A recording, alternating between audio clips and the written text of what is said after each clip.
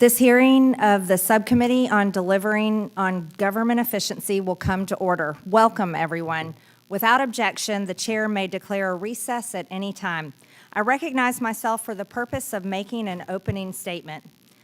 Good morning and welcome to today's hearing. I would like to begin by showing a video of what DOGE is all about.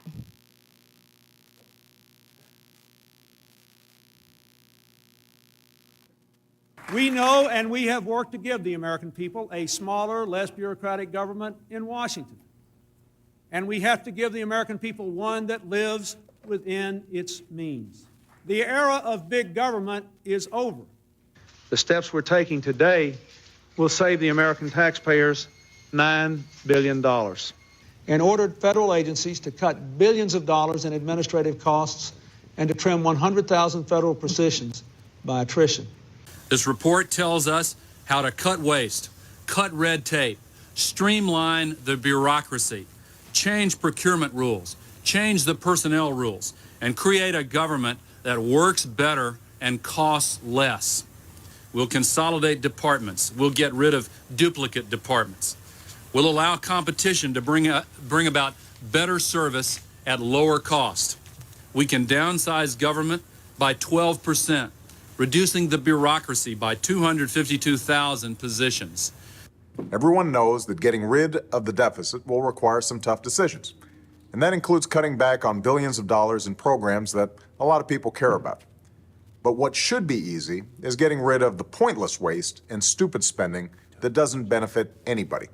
You're paying for thousands of buildings all across the country no one uses.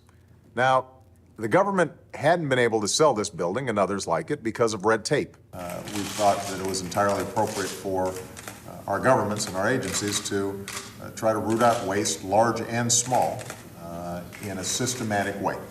And in September, Joe convened the cabinet and has really pushed them hard in finding savings across all our agencies. We need to step up our game.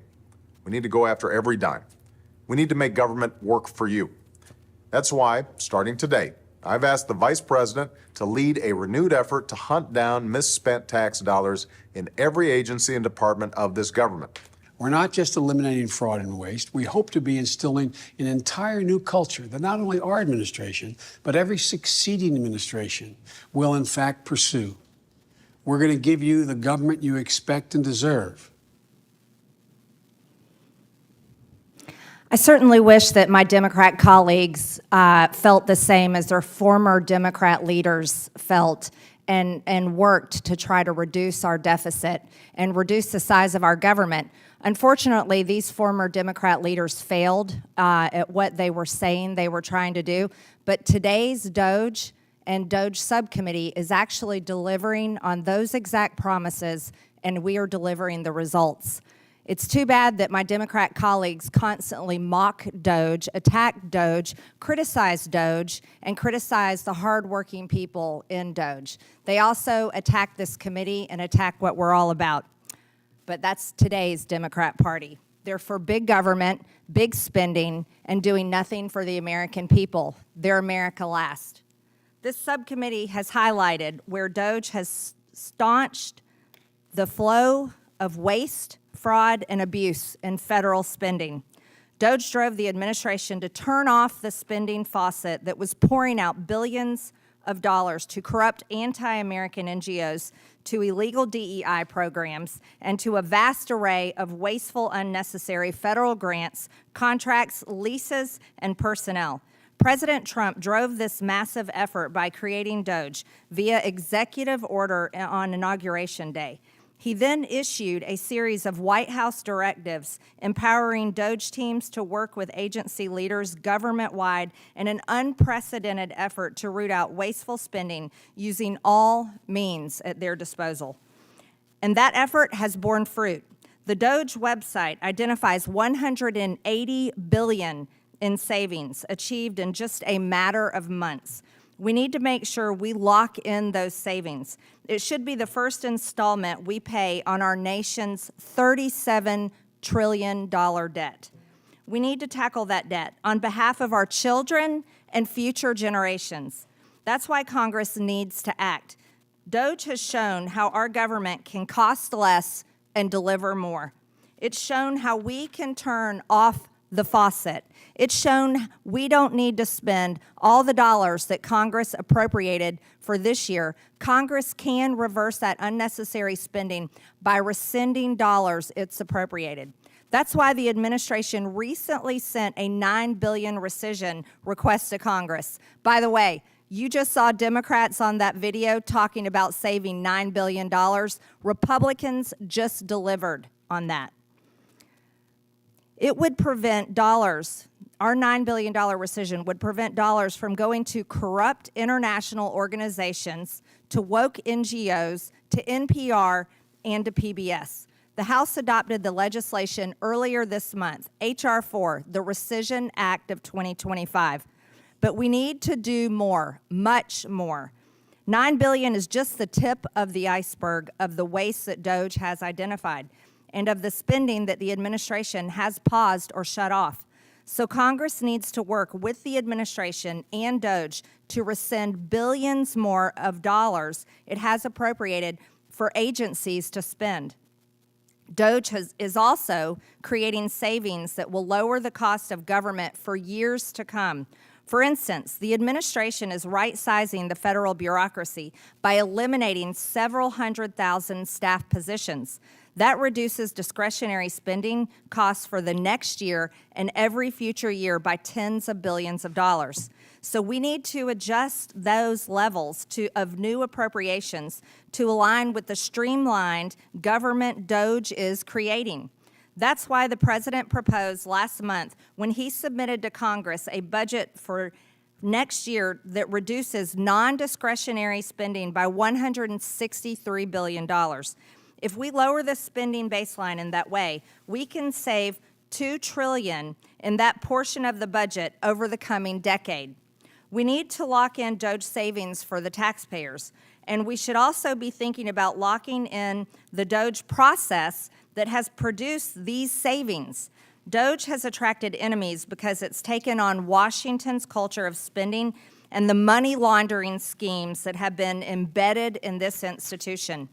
We should make that a permanent battle. We should institutionalize the battle against waste, fraud, and abuse in government. I hope that is something with which my Democrat colleagues can at least agree on.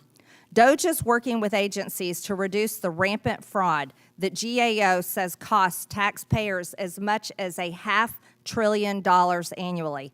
To enhance fraud detection, agencies are now providing the Treasury Department more information about financial awards, and they are making more use of Treasury's Do Not Pay database to avoid funding fraudsters. DOGE is also lowering the barriers that prevent agencies from sharing data to identify duplicate awardees. What's more, DOGE has pioneered what the president calls radical transparency concerning wasteful spending. The DOGE website and individual federal agency sites continually update for public view the specific grants, contracts, leases, and other payments that they are flagging for termination. This is how you change the culture of spending. And with that, I yield to Ranking Member Stansbury for her opening statement.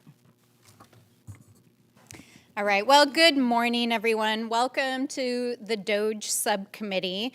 Notwithstanding the abject failure of the DOGE enterprise inside the federal government and the epic breakup of Elon Musk and Donald Trump, here we are again, once again, in this committee. I'm grateful that the chairwoman showed, again, one of my favorite videos, which she showed on the first day of the subcommittee. I'm grateful because it highlights the work that we've been doing for decades to root out waste, fraud, and abuse, including work that I was intimately involved in as a budget examiner in the Office of Management and Budget, in which we actually eliminated waste, fraud, and abuse. But unfortunately, as my friends across the aisle in the GOP and their Heritage Foundation witnesses are still trying to make DOGE happen yet again, the American people are over it. In fact, you don't have to take my word for it. A poll from just 2 weeks ago found that 67% of voters believe DOGE has done a bad job.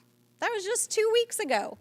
And in fact, when I told one of my friends that we were having another DOGE subcommittee hearing, they asked, Really? Is that still happening? Because literally the American people are over it, except for that it's not funny, because DOGE has been used to wage a chaotic, destructive, and ideological war against the American people and the vital programs that they depend on. But I'm going to turn to that in just a moment here.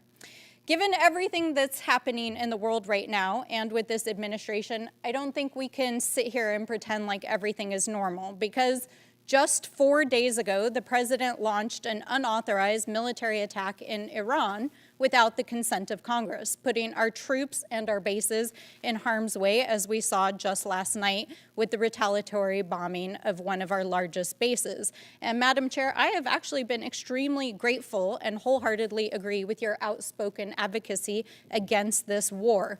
But like so many in this administration, so many days and weeks, this follows weeks of chaos here at home, as the president has deployed U.S. Marines and National Guard on our own soil against our own people. His DHS secretary and federal officials shoved a U.S. senator to the ground. DOJ indicted a sitting congresswoman in this House for doing her job and tried to arrest a New York City official in a federal courthouse. This is not only not normal, it is dangerous, it is anti-American, and it is anti-democratic. And so we're not going to sit here today and pretend like what this administration is doing is normal. And we're not going to sit here and pretend like DOGE is just some normal government program. It is a scam in service of a political agenda.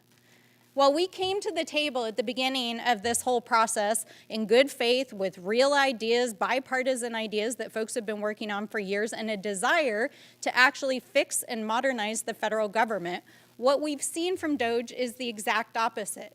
It has so failed in its stated mission of saving money that even the president asked if it was bullshit as Elon Musk was exiting the building.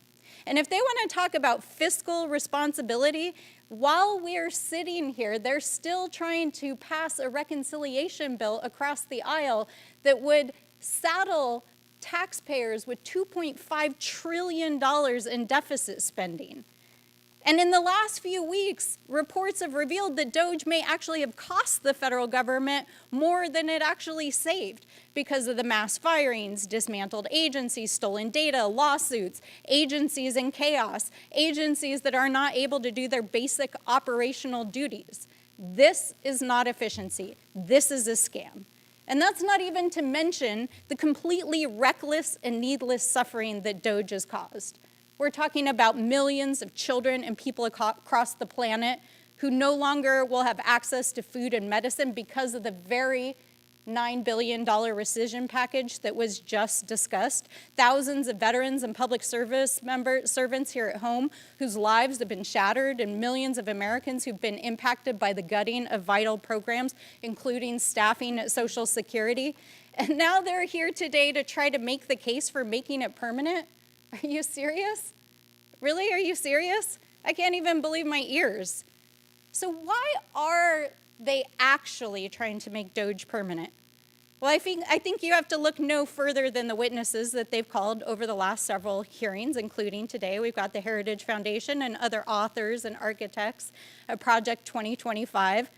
And so we have to be real about what this is actually about. It's not about efficiency. It's about a political agenda, an ideological agenda, about remaking the U.S. government, about remaking our economy and our society in line with a hyper-conservative worldview that is so unpopular that even Donald Trump tried to distance himself from Project 2025 during the campaign. And now he's hired over 70 officials to try to enact it, and now they're trying to use this committee to make the case. Now, they like to try to claim that they're taking on cancel culture and a woke agenda, but let's be clear, DOGE and the folks who want to make it permanent are the actual cancel culture, because they want to cancel anything that they don't like or they don't agree with, including your democratic rights and your freedoms, economic opportunity and education, LGBTQ plus rights, rolling back the clock on civil rights, canceling the history of Black, Chicano, and Indigenous communities, and stripping protections from our families and the healthcare, housing, and food people depend on so that they can give more tax breaks to their friends.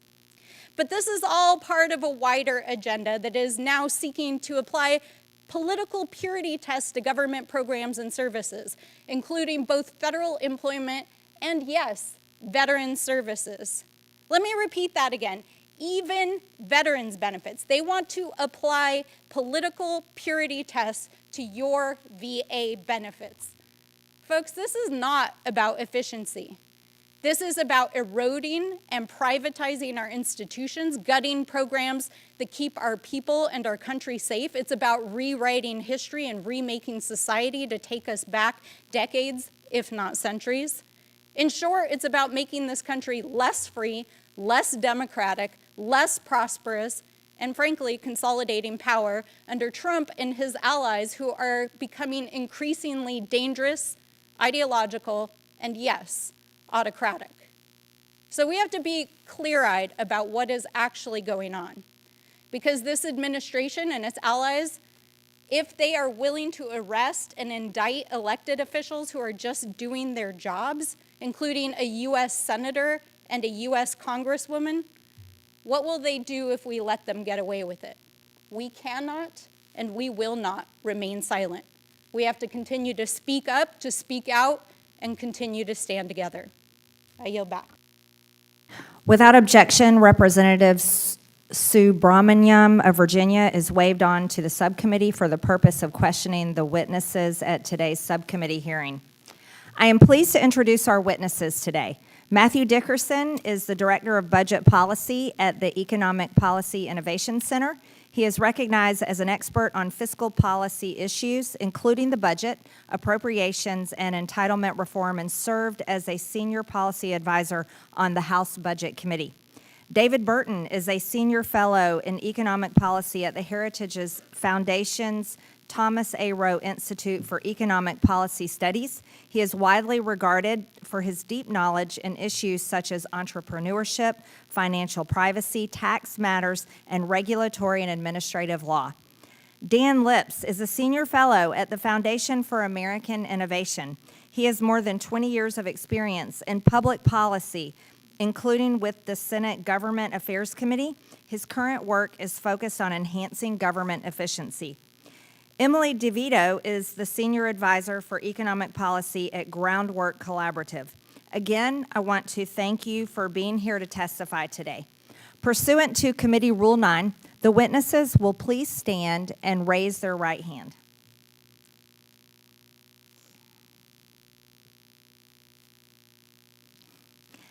Do you solemnly swear or affirm that the testimony you are about to give is the truth, the whole truth, and nothing but the truth, so help you God?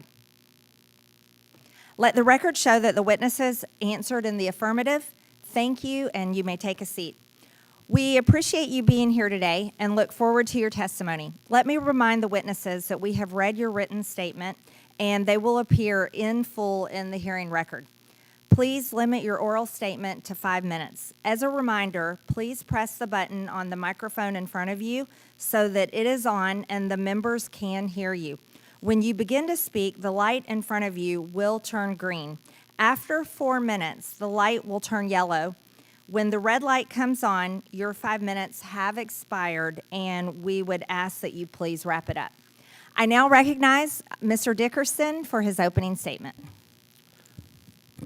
Chairwoman Green, Ranking Member Stansberry, and all the members of the committee, thank you so much for inviting me to testify today.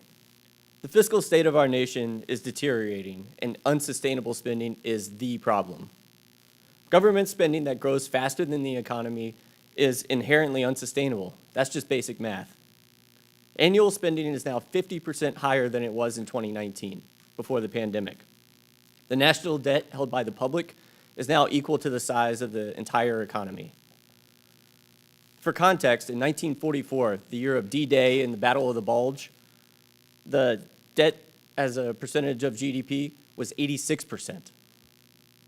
After we went into debt to save the world, the federal budget and the debt shrank while the economy grew in the post-World War II decades. But on our current trajectory, the debt is only projected to keep growing. This growing debt risks evaporating the government's fiscal space, which is its capacity to borrow without undermining debt sustainability, or risking a loss of market confidence. This fiscal limit can be considered the government's true debt limit. The fiscal situation was made much worse by 4 years of reckless spending under the Biden administration. The policies of the Biden-Harris administration increased federal spending by $4.7 trillion over just 4 years compared to the projections made by CBO immediately prior. President Biden's executive actions added more than $2 trillion in spending without explicit approval from Congress. The Biden administration spent hundreds of billions of dollars transferring student loan debt to the taxpayers from borrowers. They unilaterally increased food stamp benefits. They gutted Medicaid eligibility verification and many other policies that increased spending. The point of the American system of government, based on hundreds of years of experience under the British Crown, was to restrict the ability of the unilateral expenditure of funds. By asserting the prerogative to spend the taxpayers' money unilaterally without authorization from Congress for this new spending, it could be said that Biden attempted to act as a king. In contrast, President Trump has focused on reducing taxpayer costs and reducing the power of government. This is the whole point of DOGE. Trump's discretionary budget would multiply to about $1.8 trillion of savings over the 10-year budget window. But that is only if Congress implements and continues these common sense savings. And that's why it's so important that you're holding this hearing today, Madam Chairman, so thank you. To paraphrase Madison in Federalist 58, the power to levy taxes and provide spending authority, and the power to withhold funds from the executive, that's the most effective way for the elected representatives of the American people to provide for the vital and appropriate services of the federal government, as well as to prevent abuse by the government using the people's funds. Congress has many tools at its disposal to carry out this vital responsibility. The most straightforward way to control waste, fraud, and abuse is by controlling agency budgets in the annual appropriations process. You can reduce the size of the federal bureaucracy. I estimate that reducing the federal workforce by 10% would allow discretionary appropriations for salaries and other benefits to be reduced by $559 to $608 billion over the next decade. The scope of authorized agency activities should also be properly limited. You can work with the administration, as you're currently doing, to rescind unneeded, unobligated funds. And of course, one of the most important tools at Congress's disposal to achieve budgetary savings is through the reconciliation process. America's current fiscal trajectory is unsustainable, but it's not irreversible. DOGE has demonstrated that meaningful savings are, in fact, achievable.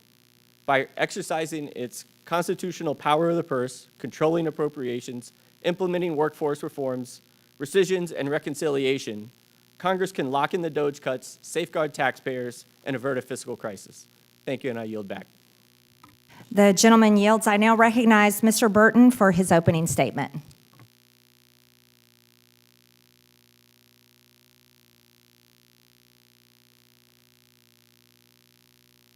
Mr. Burton, excuse me. Thank can you. you turn it? Thank you. I apologize. And make sure when you talk, your microphone's close to your mouth. Yeah. Yeah, thank you. President Trump deserves tremendous credit for establishing the Department of Government Efficiency, or DOGE. It's the first effort in a generation to provide comprehensive government-wide oversight of federal spending and management. There's been no similar effort since the 1990s during the Clinton administration. President Clinton and Speaker Gingrich controlled federal spending and improved government administration. Before that, you have to go back to President Reagan's Grace Commission to observe anything similar. Currently, the federal government, most assuredly, is not a good steward of the tax dollars taken from hardworking Americans, and it's poorly managed. It's time for that to change, and DOGE is an important part of making that change. Under President Clinton in 2000, federal spending fell to 17.7% of GDP, the lowest level since 1966. The federal government ran its last surplus in fiscal year 2001, which began during President Clinton's final term. In FY25, federal spending is expected to be about 23.3% of GDP. Thus, the share of the government now consumes of the economy is 32% greater than it was under President Clinton. The budget deficit is expected to be 6% of GDP this fiscal year and continue at that level for a decade. The federal debt is now $29 trillion and is expected to increase to $52 trillion, or 119% of GDP over the next decade. And it's projected to reach a crushing 156% of GDP by 2025.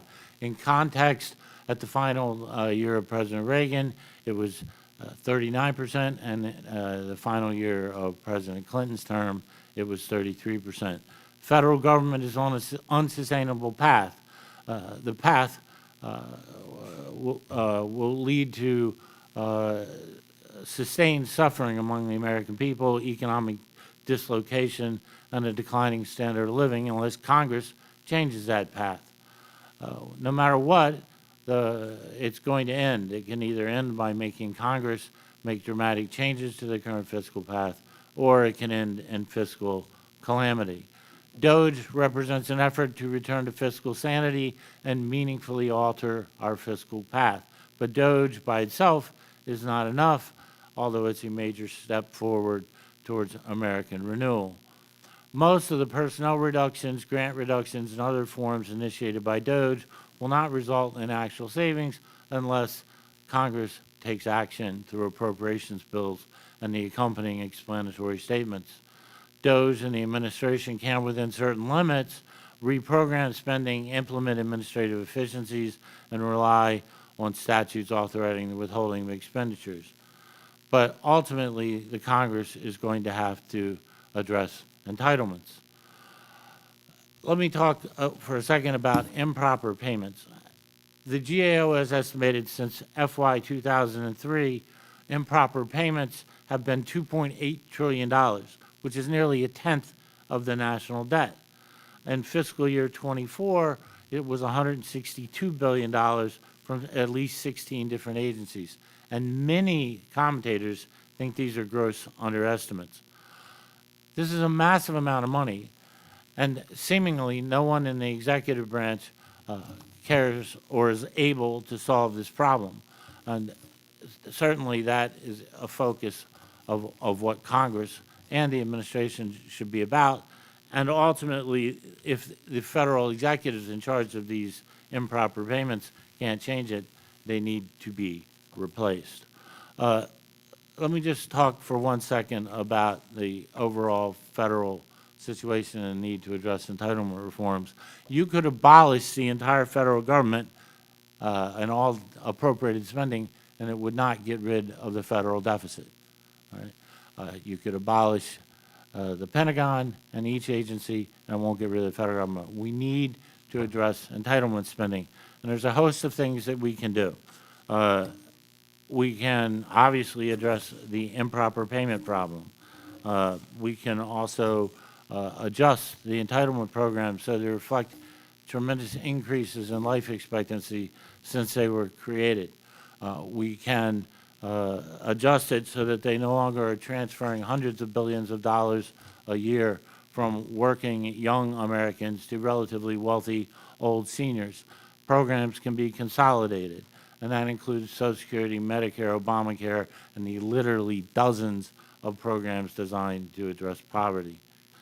If these things are not done, then the U.S. will eventually suffer a Greek-style meltdown, inflation that will make our latest round of inflation look like child's play, or a gradual squeeze like what happened to Great Britain in the 60s and 70s. Mr. Burton, we've got to to wrap. Thank you.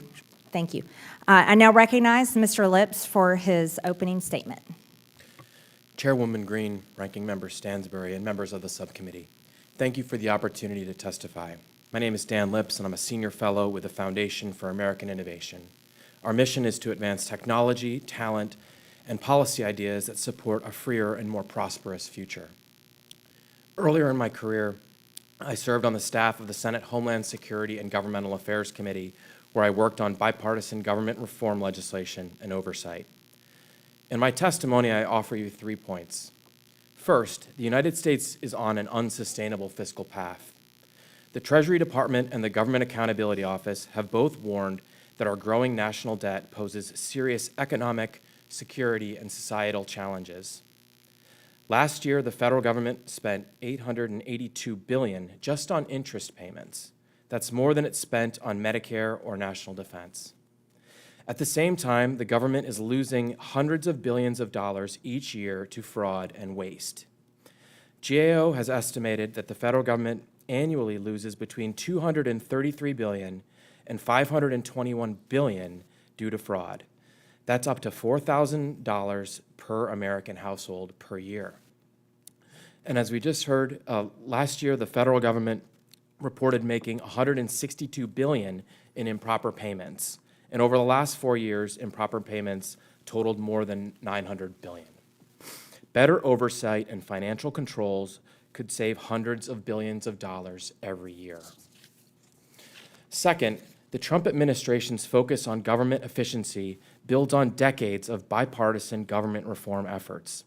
From the Reagan administration's Grace Commission to the Clinton-Gore National Performance Review to President Obama's fiscal responsibility initiatives, including a 2009 executive order that initiated Treasury's do not pay system, there's a history and a bipartisan tradition of executive action to root out inefficiency in the federal government. President Trump's new Department of Government Efficiency is working to reduce federal spending, shrink the size of the federal workforce, and streamline operations. DOGE has already identified $180 billion in savings and reduced regulatory burdens by eliminating over 1.7 million words from the federal code. The administration has also issued several executive orders informed by DOGE's efforts, such as to reduce fraud and improper payments by centralizing payment systems under the Treasury Department and modernizing financial transactions. But the executive branch cannot do this work alone, which brings me to my final point. Congress should use its legislative and appropriations powers to implement lasting reforms to increase government efficiency and reduce waste, fraud, and abuse. And this should be a bipartisan effort. Members of the House Oversight and Government Reform Committee and the Senate Homeland Security and Governmental Affairs Committee, where I used to work, have a tradition of passing bipartisan government reform legislation. For example, bipartisan legislation has been enacted and introduced in the past to reduce improper payments and prevent fraud. Key reforms to strengthen the Treasury Department's do not pay system, consistent with President Trump's executive orders, have been included in recent bills sponsored by Democratic and Republican lawmakers. These reforms would serve as a good starting point for legislation aimed at improving government efficiency. In my testimony, I discuss other opportunities for government reform legislation that could achieve substantial savings. For example, GAO has identified more than 200 open recommendations for Congress and more than 5,000 open recommendations for federal agencies. These are nonpartisan good government reforms. If addressed, the federal government could save hundreds of billions of dollars. More broadly, Congress should consider creating an annual legislative vehicle, similar to the National Defense Authorization Act, which moves every year, focused specifically on government reform. This would ensure consistent legislative oversight and give the American people's representatives greater input into ongoing reforms to government operations. In closing, improving government efficiency should not be a partisan issue. It's a fiscal necessity. The 119th Congress has a historic opportunity to reduce waste, prevent fraud and misspending, and begin addressing our long-term fiscal challenges. Thank you again for the opportunity to testify. I look forward to your questions. I now recognize Ms. DeVito for her opening statement. Chairwoman Green, Ranking Member Stansbury, and members of the subcommittee, thank you for the opportunity to testify today. My name is Emily DeVito, and I am the Senior Advisor for Economic Policy at Groundwork Collaborative, an economic think tank based in Washington, D.C. I've previously served as a policy advisor at the Treasury Department. Americans deserve a government that works for them, a government that makes their lives easier. By that standard, DOGE has failed. It has led to higher costs and more confusion and complexity. It has undermined consumer protections for families, all while the ambitious savings Elon Musk promised failed to materialize. Americans are not impressed with these results. Consistent polling shows strong disapproval of DOGE and deep concerns about the haphazard and reckless cuts DOGE is making across the federal government. Americans also believe, as do I, that the government can do more to deliver for workers and families. As the subcommittee considers the future of DOGE and improving government efficiency and accountability, I would like to highlight several ways DOGE has done the opposite. First, DOGE cuts make it harder and more expensive for families to access the basic needs programs for which they're eligible. DOGE's interventions at the Social Security Administration have disrupted access to critical monthly benefits for the nearly 74 million Americans, including 52 million retirees who rely on them. New policies, such as restrictions on updating bank account information by phone, will force seniors to collectively spend over 1 million hours annually on unnecessary travel just to receive benefits. Staff departures increase the risk of system outages, and beneficiaries face longer wait times and poorer service at understaffed field offices. The Department of Veterans Affairs, which serves over 9 million veterans annually, has also seen interrupted service. The impact of DOGE firings and buyout initiatives has been devastating. One rural Illinois hospital was forced to close its acute care unit due to nurse resignations. Orlando area veterans faced a backlog of over 2,000 unread radiology exams, and over 1,000 veterans in Pennsylvania were denied treatment for life-threatening diseases like cancer. Additionally, sweeping cuts are degrading consumer protection safeguards and empowering bad actors. DOGE has targeted the Consumer Financial Protection Bureau, which has put over $21 billion back into the pockets of more than 200 million consumers since its founding. Eliminating this key consumer protection agency will enable exploitative companies and financial firms to profit at the expense of consumers. DOGE has also gutted the IRS enforcement teams that ensure billionaires and corporations pay their fair share. As of early March, the IRS has lost 11% of its total workforce and 31% of the revenue agents who conduct audits. This is projected to reduce U.S. revenue up to $350 billion over 10 years. Further, the federal science enterprise is being stripped of the tools and talent needed to develop and deliver the next generation of life-saving treatments. Recent estimates suggest that DOGE's severe cuts to scientific research funding will reduce GDP and overall federal revenues well into the future by inhibiting innovation. Permanently cutting non-defense research and development funding by 50% could decrease GDP in the long run by at least 7% and federal revenues by more than 8%. Finally, DOGE's funding disruptions to U.S. aid and global health programs have already caused widespread deaths. Estimates suggest that the abrupt termination of public health programs will be responsible for over 360,000 deaths, including 200,000 children. DOGE did not generate the $2 trillion in efficiencies that Elon Musk initially called for, or even the $180 billion figure that it now claims. Credible analysis shows that canceled contracts, service cuts, and layoffs may have saved as little as $12 to $15 billion, while total federal spending actually increased year over year. Now that Musk has made his exit, it's clear that DOGE didn't deliver more efficiency, just poorer service. Congress is at a crossroads. It can learn from DOGE's mistakes, redirect, and get back to the important work of ensuring government works for people and not special interests, or Congress can double down on DOGE, cementing the harms that it has caused to families, communities, and our economy. For me, the choice is clear. I encourage leaders in Congress to put this dark episode behind us and deliver a government that works for working families. Thank you, and I look forward to your questions. I now recognize myself for 5 minutes of questions.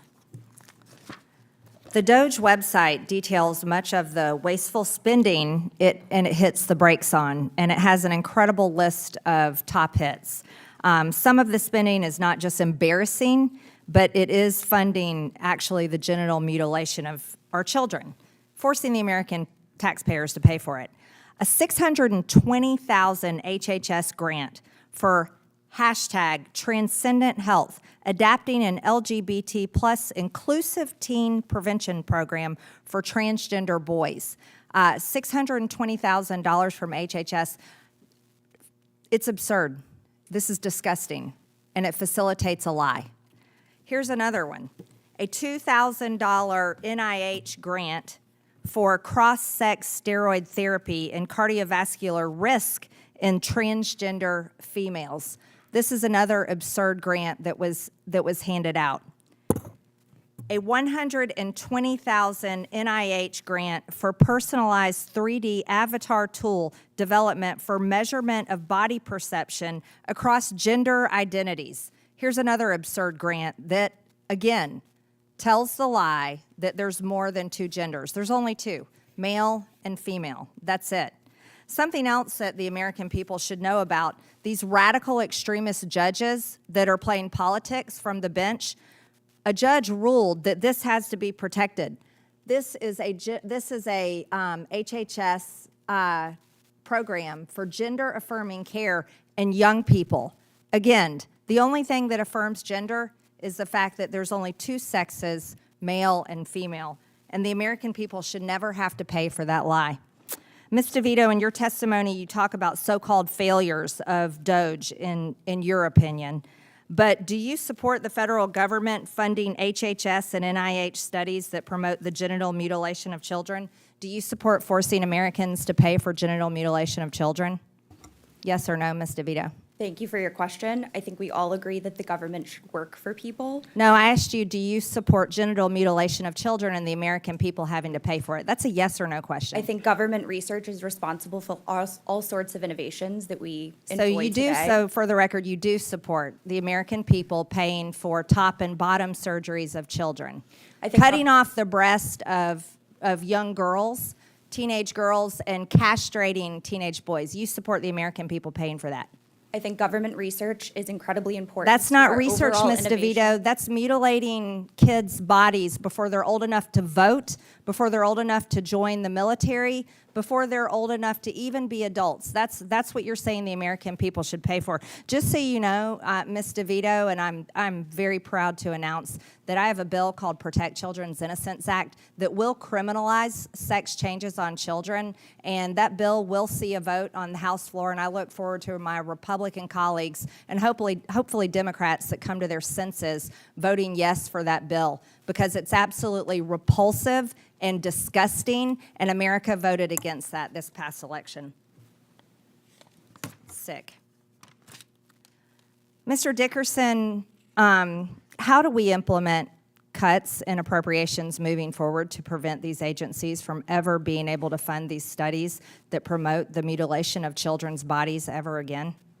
I think what you need to do is ensure those riders are included in the appropriations bills that are passed to clarify to the agencies that even though they have never actually received authorization for these, so they shouldn't have actually done it in the first place, but if they need that funding rider to restrict American taxpayer funds for going to those terribly divisive and harmful things. Yeah, permanently, right? Exactly. Thank you. Other egregious abuses of funds, a $10 million Department of Education grant to the Virginia Commonwealth University for faculty workshops on decolonizing the curriculum, a nearly $700,000 National Science Foundation grant to the University of Tennessee for Black and Latinx parents leading reform and advancing racial justice in elementary mathematics, a project that could provide a model for other communities and schools seeking to advance racial justice in mathematics and education. This is insane, absurd, and it's racist in itself. Math is math. A $500,000 EPA grant, Green Jobs, growing a new generation of environmental justice problem solvers. All of this stuff is far left ideology, and the American people should not be paying for it. It looks like my time's up, so with that, I'll yield to the ranking member, Stansbury, for 5. Thank you, Madam Chairwoman. As we get started here, we would like to show a brief video.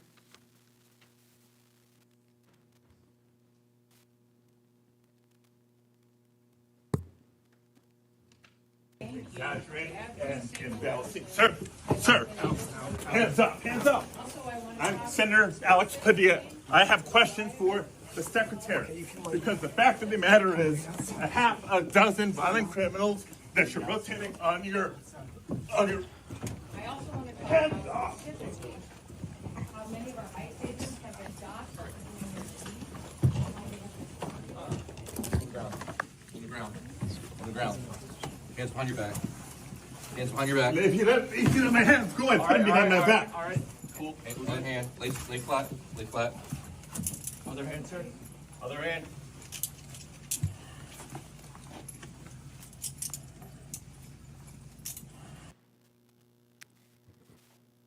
Now, I want to start by describing what we just saw there.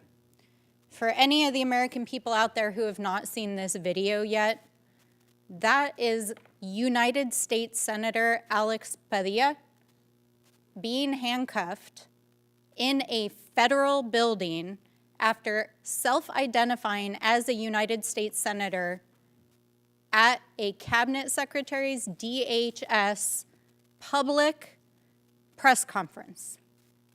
This happened 2 weeks ago.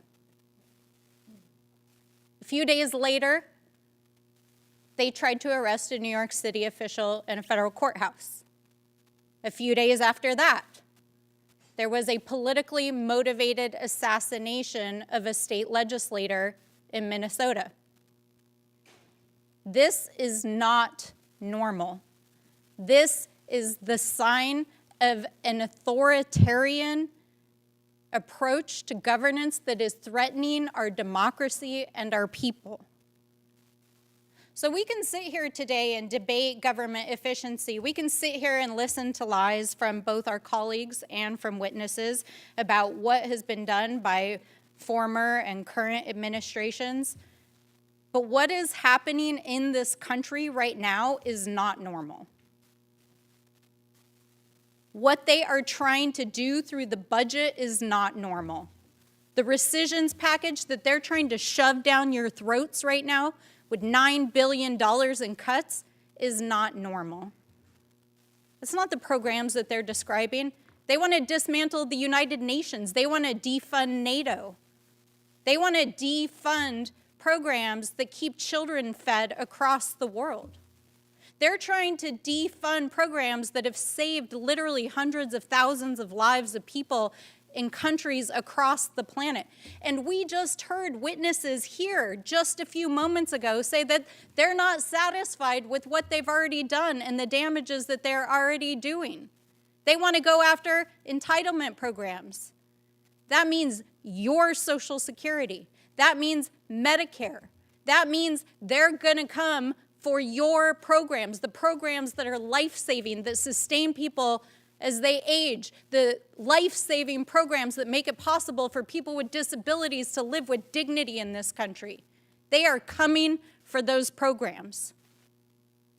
So we're not going to sit here and pretend like what's happening in this hearing is normal at a time when this administration is using DOGE to enact an ideological agenda against the American people while they're out there trying to arrest U.S. senators and members of Congress. Because this is not okay. This is not okay. We all agree the government should be more efficient. We all agree that we should cut waste. We all agree that there should be bipartisan pathways forward to make the government operate in a modern manner. But that's not what this enterprise is all about. This enterprise is about consolidating power and endangering the lives of people that they disagree with, including people who ask questions doing their jobs in public settings. And if they will do that to a United States senator, what will they do to the rest of us? So we're not going to sit here today and normalize this behavior. We're just not. We're just not going to do that. And with that, I yield back. I strongly support law enforcement for protecting the Secretary of Homeland. I wouldn't recognize Senator Padilla if he walked in this room. I now recognize Mr. Timmons from South Carolina for 5 minutes. Thank you, Madam Chairwoman. We have $37 trillion in debt. We have a $1.8 trillion annual deficit. The fact that this is a partisan issue and the fact that my colleagues across the aisle are not taking this seriously is really frustrating. It's really, really frustrating. We haven't even talked about Social Security, which goes into austerity measures. My constituents and your constituents all over this country will receive 21% less if we do not save Social Security. These are just facts. This is just math. So we have to do our job here. We have to do our job here. And some of the most important work DOGE has done in the last 6 months is just simply on increasing transparency. Their website shows the public how taxpayer funds are actually being distributed and justified on a daily basis. The DOGE initiative has shown that enhanced payment tracking and upfront verification can eliminate billions in waste. And we must make these practices standard, not exceptional. Tens of billions of dollars are lost each year to improper payments across Medicaid, unemployment insurance, SNAP, housing assistance, and more. Most people do not realize that there are 17 means-tested social safety nets that total more than $1.5 trillion in annual government spending. And a good portion of these are improper payments. And it is simply due to lax or outdated income verification processes.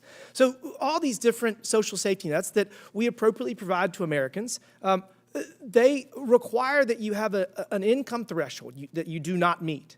And we tell the states that they have leeway in how to do that, but it's a patchwork framework and it's all antiquated. Certain states require pay stubs, W-2s, other income documents to the IRS. It's just simply not enough. This is 2025. Technology can solve this problem. We should be leveraging all income sources in real time and continuously to verify eligibility for federal benefit programs.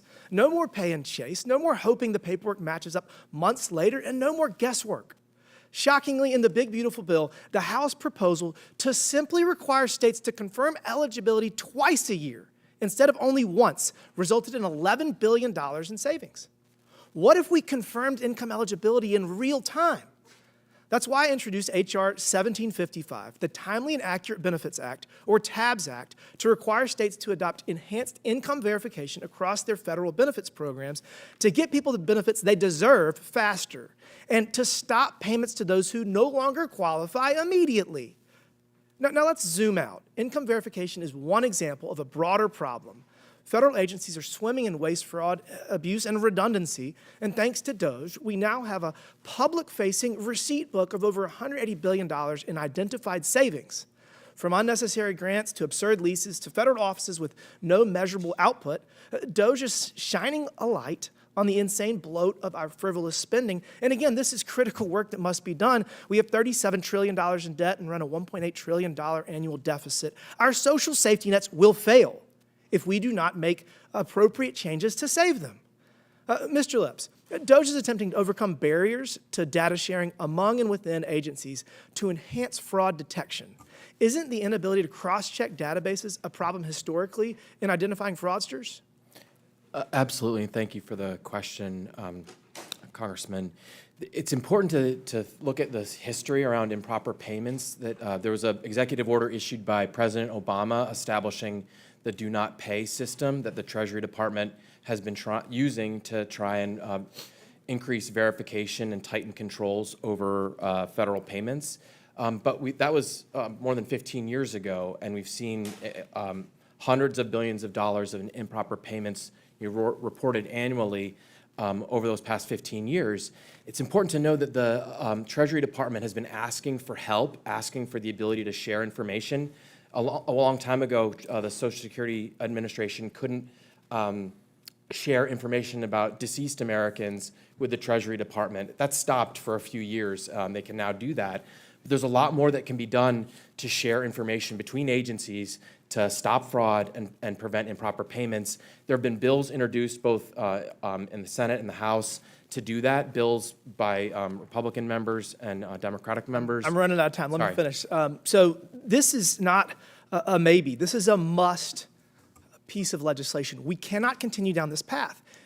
My bill came from a Missouri pilot program that resulted in 17% savings.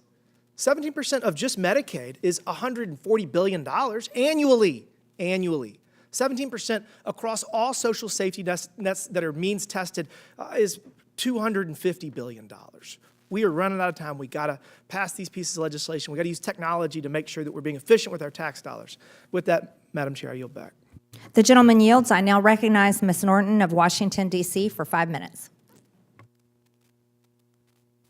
Thank you, Madam Chair. Federal workers are essential not just to the fabric of the District of Columbia, but to the functioning of the federal government and, in turn, to the well-being of every American. Federal workers make sure that Social Security checks go out on time. They provide health care to our veterans. They make sure planes land safely. They make sure food and drinking water is safe.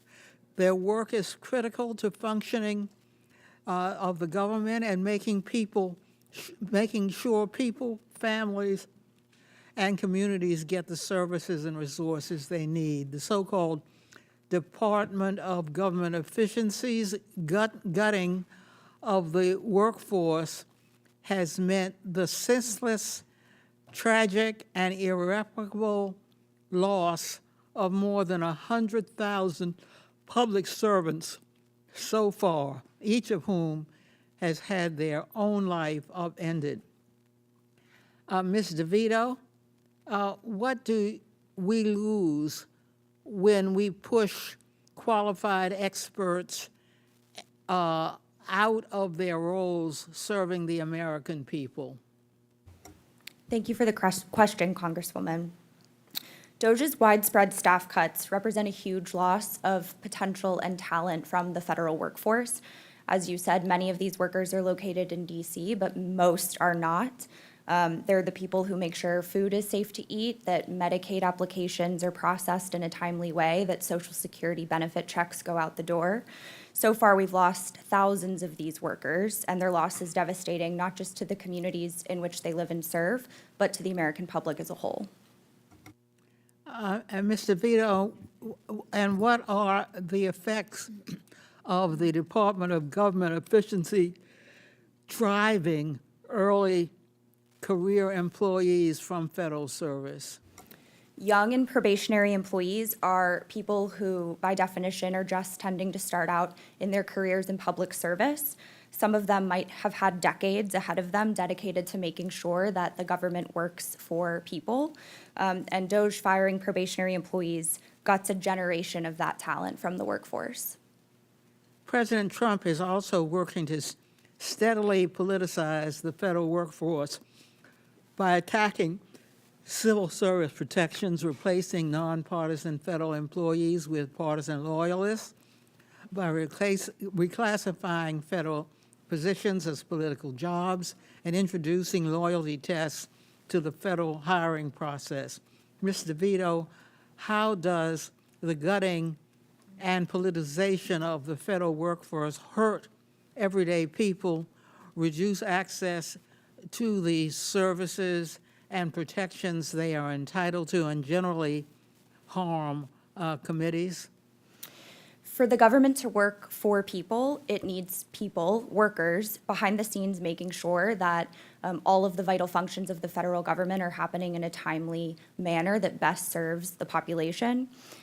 When you gut the federal workforce, you obviously lose that talent. You undermine the resources, programs, functions of the federal government, and politicizing certain agencies undermines the overall effect of those agencies. So you see a lot more politicization of things like apolitical regulators, people who are trained and focused on making sure that they are serving the interests of the public and not one particular person or administration. In April, Department of Government Efficiency officials, including a 25-year-old with no federal government experience, recklessly purged 15,000 employees of the Consumer Financial Protection Bureau.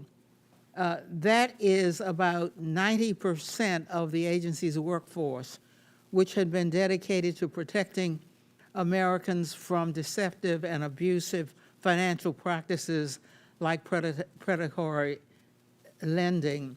Ms. DeVito, what impact does the hollowing out of his civil service from federal government agencies and regulatory bodies like the Consumer Financial Protection Bureau have on consumers and the broader economy? The CFPB and other financial regulators don't just make sure that consumer interests are protected, but they keep the economy stable. They keep our financial system safe and secure, and that benefits businesses and families across the country. The gentlelady's time's expired. I now recognize Mr. Burleson from Missouri for 5 minutes.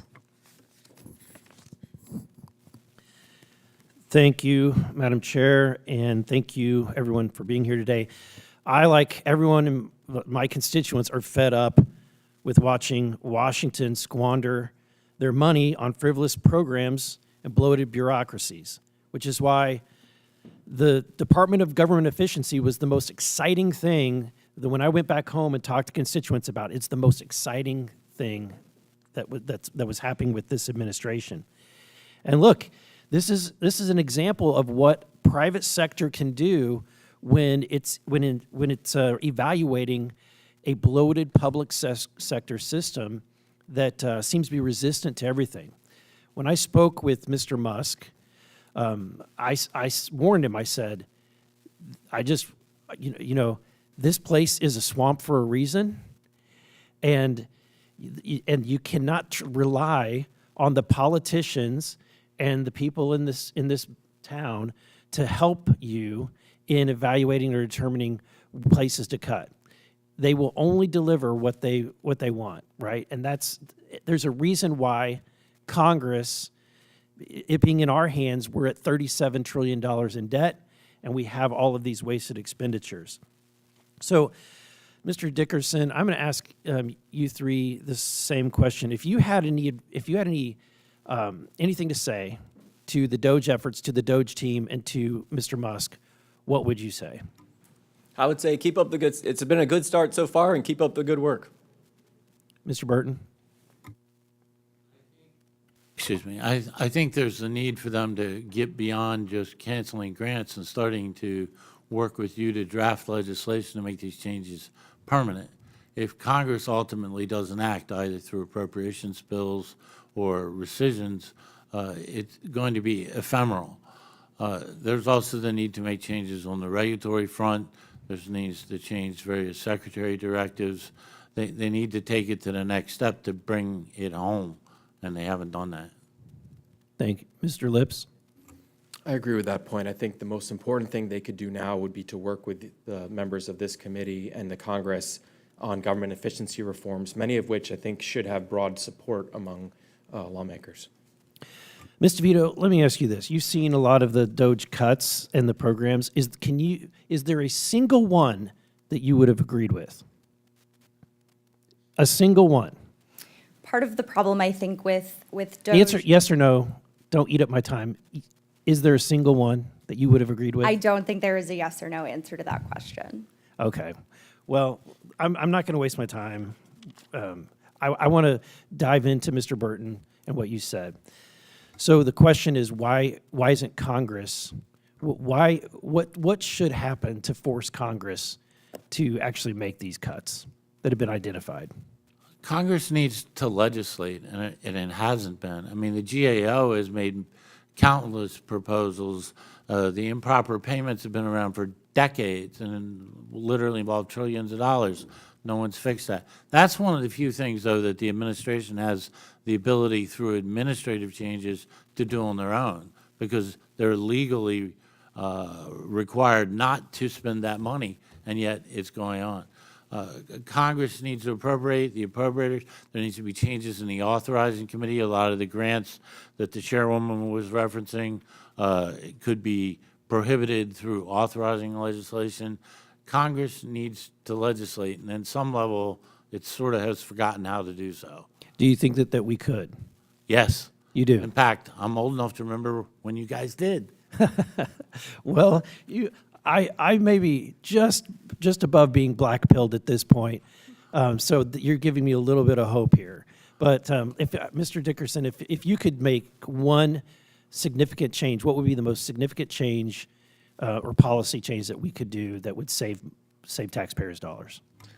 I think one of the most important things you can do is exactly what you're doing in the One Big Beautiful Bill reconciliation package, which is reform our welfare programs that literally pay people to stay out of the workforce and have entirely the wrong disincentives, so that we can actually preserve benefits for people who are actually needy, right? Things like income verification that Mr. Timmons was talking about, that's so essential to do. Mr. Lips, if you could change one thing, if we passed one thing, what would we do? I'd recommend strengthening the do not pay data that's available to the Treasury Department. This is a bipartisan measure that could be, I think, passed through the House and Senate. It would provide access to Treasury to stop improper payments and end fraud. Thank you. I yield back. The gentleman's time has expired. I now recognize Mr. Kassar from Texas for 5 minutes. Good morning. Today, Republicans have called this DOGE hearing called Locking in the DOGE Cuts, Ending Waste, Fraud, and Abuse for Good. And I'm deeply concerned about the cuts that DOGE has made to services for our veterans. So I want to ask our pro-DOGE witnesses today some questions about those cuts. So, Mr. Lips, ProPublica reported that DOGE cuts have stalled life-saving clinical trials for our veterans with head and neck cancer, otherwise known as throat cancer. Can you tell me, are life-saving clinical trials for our veterans waste, or are they fraud, or are they abuse? I think that's an area of government that is certainly vital, and that there's many things that can be done to improve VA services. I do not know all that DOGE has done for the VA, and I think that if there's anywhere where you could repurpose funds from these wastes that we're talking about, hundreds of billions of dollars misspent. But if they cut the clinical trials that are helping our veterans with throat cancer, do you agree with those cuts? No. Thank you. Mr. Dickerson, leaked documents revealed that a VA hospital in rural Illinois was just forced to close its acute care unit to new patients due to the DOGE cuts. Can you tell me, is closing the doors of a VA acute care unit waste, or is it fraud, or is it abuse? I don't know all the details about that particular instance, but I think that... Would you say it's a big problem if DOGE cuts cause the closing of an acute care facility in a VA hospital? Like I said, I think if funding that facility is a priority, we're running a $2 trillion annual I think deficit. it is. I think it is a priority. So we can repurpose funds to something if it's a priority. So you think that if it's not a priority, that it's waste? I think that's for Congress and the administration to work together to determine. Exactly. It's for Congress to work on, and the administration should not be calling our acute care veterans facilities waste and closing the doors of an acute care facility without Congress. And frankly, it is a priority, I believe, of the American people to care for our veterans. Mr. Burton, Trump recently eliminated the VA Services Purchasing Program, which just last year helped more than 33,000 veterans make sure that they don't get behind on their mortgage and they don't get thrown out of their home. Can you tell me, is this program that DOGE cut, is it waste, is it fraud, or is it abuse? That's highly fact-dependent, and I'm not that familiar with that program. I will tell you one thing. And I'll tell you, Mr. Burton, I'm familiar with it. It helped 33,000 of our veterans not lose their homes, and in my view, our veterans are not waste, fraud, or abuse, nor are they a piggy bank for billionaires' tax cuts like Elon Musk. I doubt anyone. This is my that. time, Mr. Burton. Yep. Fine. I am deeply concerned that President Trump will take reckless action to risk sending more American troops into endless wars in the Middle East. But back at home, he's breaking the sacred promise to our veterans to care for them when and if they come back. Donald Trump has already tried to fire thousands of people at the VA, and recent reporting shows that there are plans to try to fire 80,000 people at the VA. These reckless DOGE cuts have thrown VA hospitals into chaos, and in my own district, I've gotten reports of veterans waiting months for basic services like a wheelchair.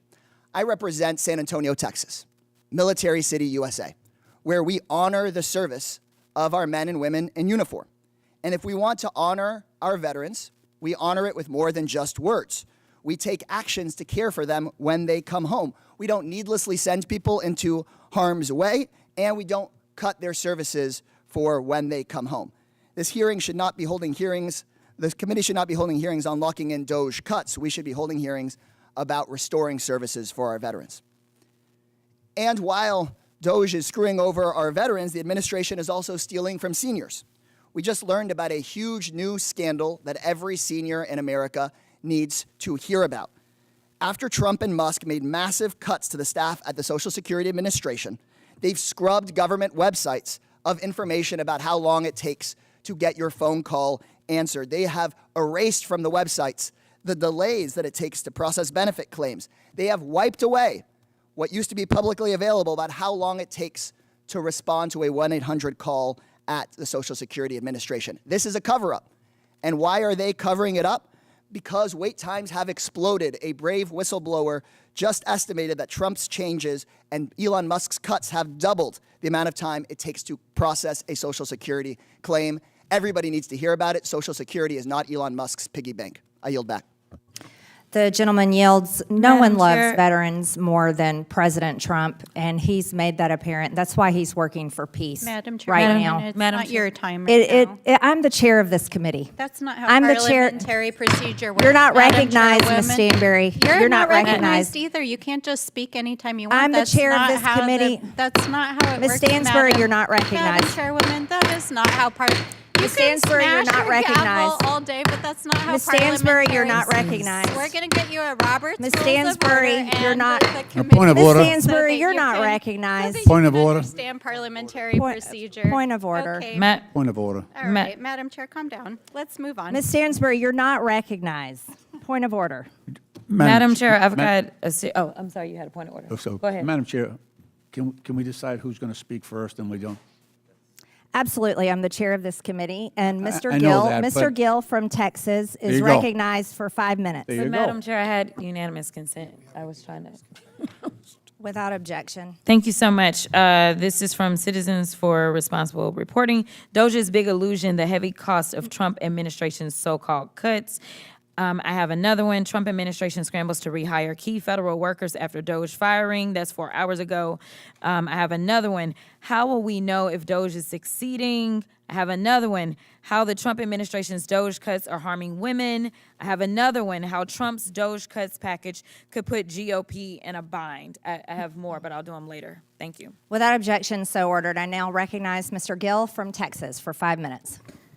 Thank you, Madam Chair. It never gets boring in here. And I'd like to say thank you to the witnesses for being here and for taking the time. Ms. DeVito, thank you for coming here. In your testimony, you said that Americans deserve a government that works for them, a government that makes their lives easier and more secure. Is that correct? Yes, sir. Great. I'd like to read through a couple of the grants that DOGE has pulled back, and I'd like to get your take on them. They pulled back a $1.5 million NIH grant to Morehouse College. It was called the Center to Advance Reproductive Justice and Behavioral Health among Black, pregnant/postpartum women and birthing people. Do you think that that makes Americans' lives easier and more secure? I think that medical and scientific research of all types. Do you think that benefits- that constitutes critical research? According to your testimony, NIH grants are critical research, I think that government research of all types in the medical. and including public- birthing people. I think bench research of all types plays a fundamental What is a role. birthing person? Sir, I am here to talk about the DOGE impact. Well, I'm for asking working you about this families. grant and you're defending it. So I'm asking you, who is birthing people? I am not familiar with this grant. Mhm. I take a position that all kinds of government research, medical, pharmaceutical, Is a birthing person a woman? Is that another biological, word for female? That is outside the scope of my expertise. Seems like erasure language to me. I've been told that that type of vernacular constitutes erasure language. How about another one?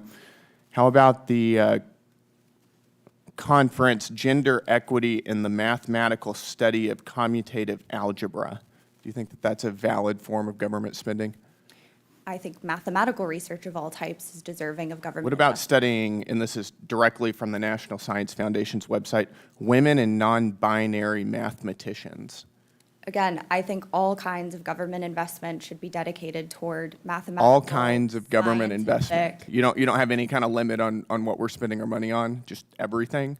Is that your testimony? I am talking about DOGE. You brought up. a So am grant. I. This is a grant that DOGE cut.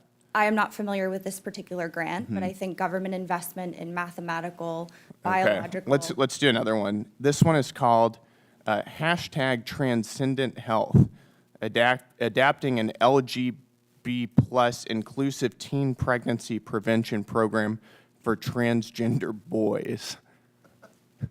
I can't even say this without laughing. Do you think that that is a useful form of our tax spend? I am not familiar with that grant, but I think bench research, government investment in scientific and Teen pharmaceutical pregnancy research. for transgender boys. Do you think that that is a useful spend of our tax dollars?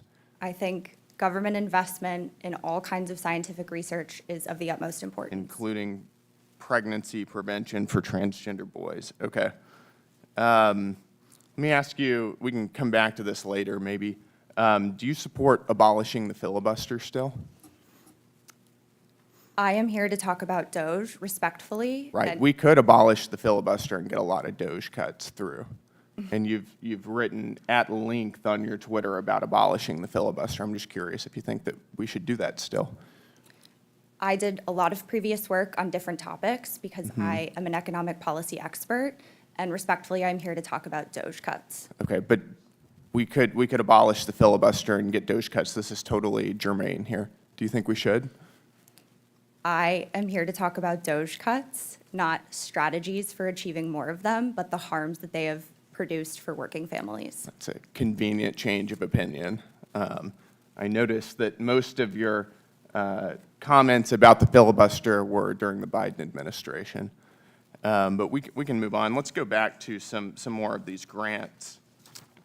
Do you think that we should be spending money on, quote, the racialized basis of trait judgments from FACES? I am not at all familiar with that grant. It's a $500,000 NSF grant. Okay, I am not familiar with the subject matter or the Right, particular grant. but you're defending these. I am saying that I think the government You're pretty has- adamant against DOGE cuts, and I'm asking you if you support the cuts I think that there DOGE is has found. economic and medical, public health, communal benefit to What the about government cross-sex investing steroid therapy and cardiovascular risk in the transgender female? Again, I think government investment in scientific research is Right. important. Thank you for your testimony. I appreciate it. The gentleman's time has expired. I now recognize Ms. Crockett from Texas for 5 minutes. Yes, Madam Chair. I'd actually like to subpoena the former head of DOGE. If we could subpoena Elon Musk. Can we take a vote on that? This hearing will suspend. Is the clerk in place? Do we have a clerk? Can I make a motion that we subpoena Elon Musk right now? The hearing has suspended. Oh, what?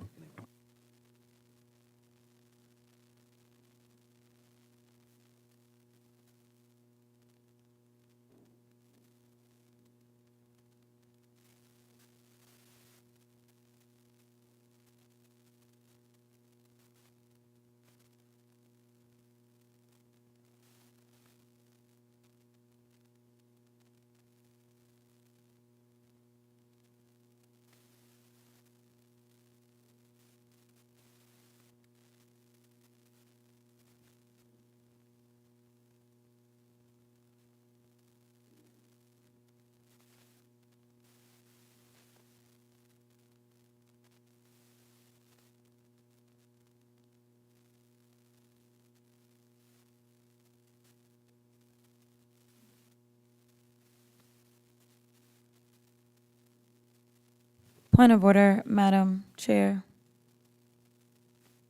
We're suspended. Point of inquiry? I'm trying to ask a question. The hearing is suspended. If you can have some patience, we're suspended. It's-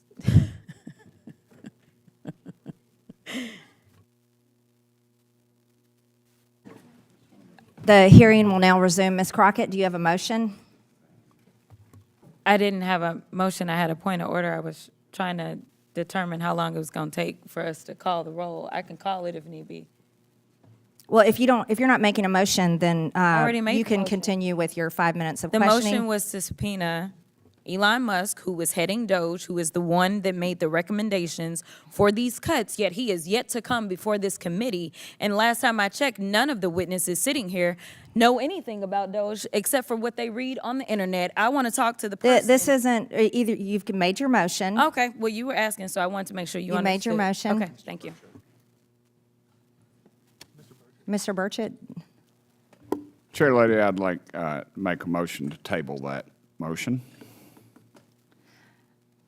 The motion is not debatable, as many are in favor of tabling the motion, signify by saying aye. Aye. All those opposed signify by saying no. No. In the opinion of the chair, the yeas have it. Madam Chair, we'd and ask for a recorded The vote. motion to table is agreed to. A recorded vote is ordered. The clerk will call the roll. Yeah, call it. We're going to wait one moment. The clerk will get the voting sheets. Okay. Say that. I think she needs to say that. Well,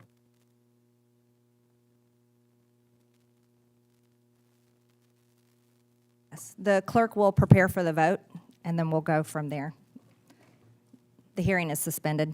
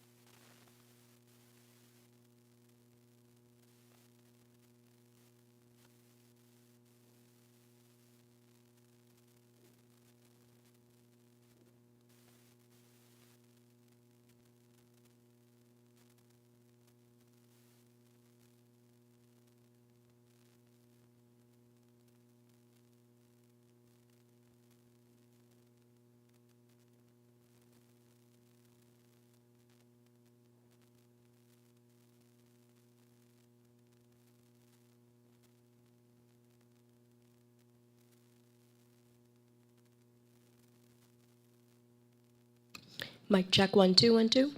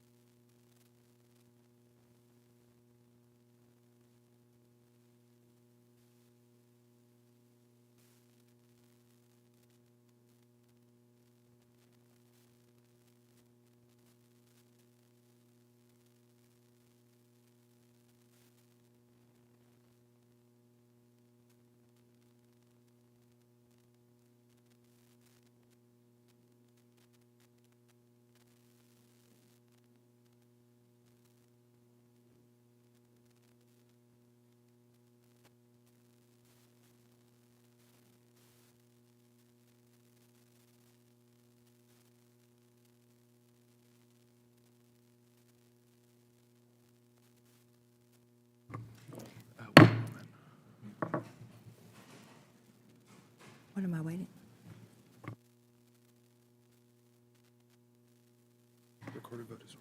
The hearing will resume. A recorded vote is ordered. The clerk will call the roll. Mr. Cloud. No. Mr. Yes, to table. Mr. Cloud votes yes. Mr. Fallon. Mr. Timmons. Mr. Timmons votes yes. Mr. Burchett. Mr. Burchett votes aye. Mr. Burleson. Mr. Jack. Aye. Mr. Jack votes aye. Mr. Gill. Mr. Gill votes aye. Ms. Stansberry. Ms. Norton. Mr. Lynch. Mr. Lynch votes no. Mr. Garcia. Mr. Kassar. Mr. Crockett, or Ms. Crockett. No. Ms. Green. Yes to table.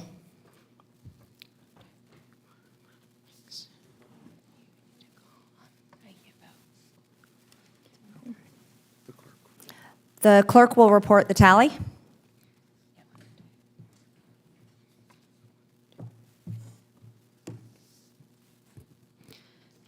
Madam Chair, the ayes are yes, the noes are 4.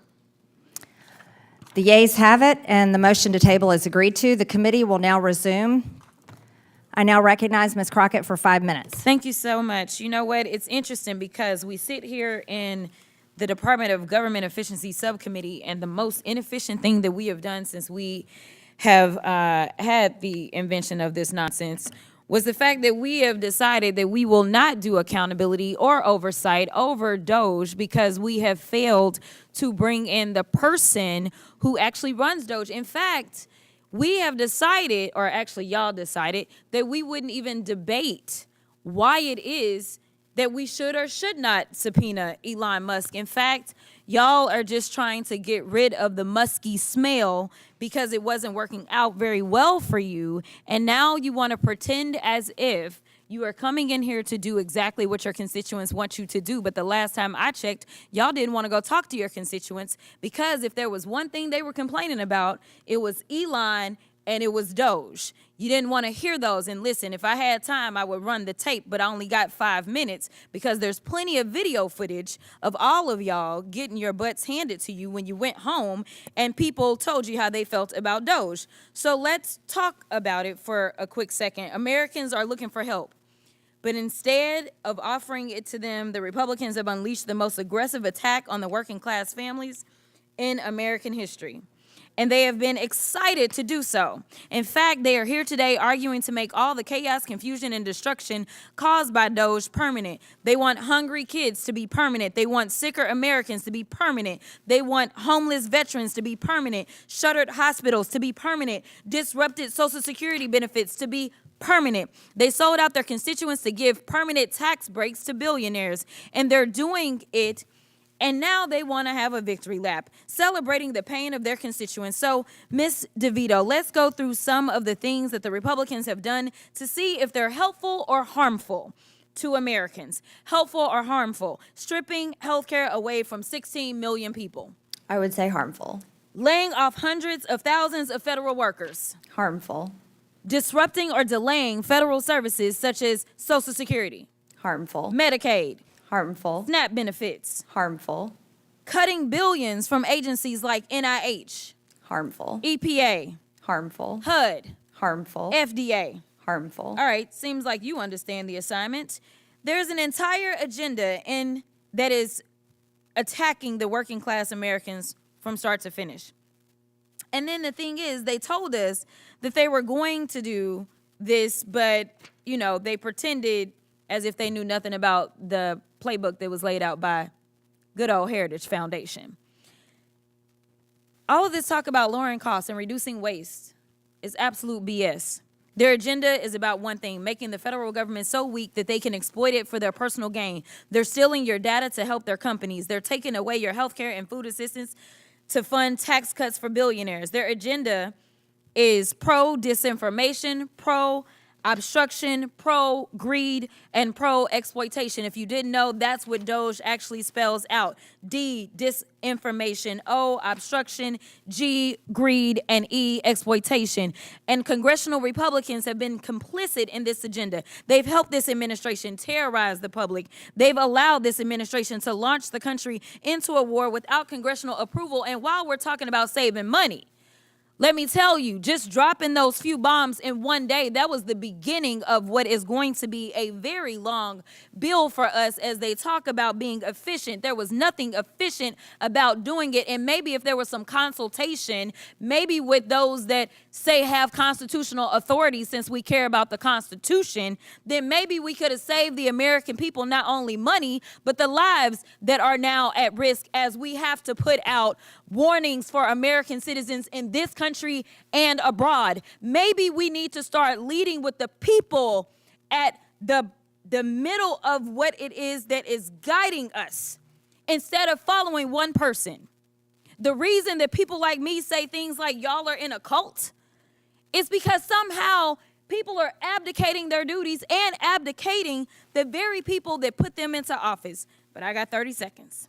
They've allowed this administration to steal congressionally approved money for cancer research and food delivery to vulnerable communities. They've allowed Elon Musk to infiltrate your medical records and banking data. They've allowed this administration to ignore court rulings, and now Republicans are here patting themselves on the back, literally arguing to make this chaos permanent. So Americans are going to continue to live through chaos and destruction that has been occurring ever since he swore in January. And I hope y'all remember who caused this, because it wasn't The just gentlelady's time has it was expired. Also the congressional Republicans. The gentlelady's have a spine time to do has what's right. expired.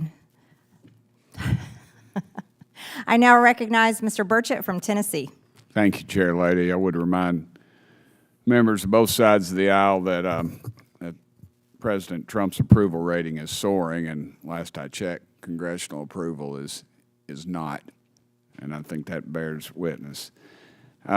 Mr. Dickerson and Mr. Burton, do you think Congress should withdraw additional funds other than the $9 billion recently approved by the House? Absolutely. The federal budget is entirely out of control. There are hundreds of billions of dollars of improper payments. There are tremendous numbers of agencies whose missions are not being fulfilled and are wasting money. There's the opportunity for many, many tens of billions of dollars of additional rescissions. Wholeheartedly agree. And just yesterday, we passed unanimously. It was like pulling teeth, though, and I give a lot of credit to the chair lady for helping me get the bill across the finish line. We were sending millions of dollars every week to the Taliban, if you can imagine that. And the NGOs, and that money flows right back to Washington, dark money or possibly in members of this body's pockets or their families, I suspect. And, well, huge amounts of the money flows to very wealthy Beltway bandits that live around here. Yes, sir. I would agree with that.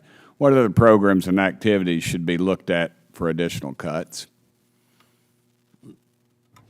I think there's a whole host of things that you can look at to fix the federal budget. For example, Congress has allowed the Biden administration to spend billions of dollars to facilitate the illegal immigration, for example, in the Migration and Refugee Assistance account, in the DHL Shelter and Services account.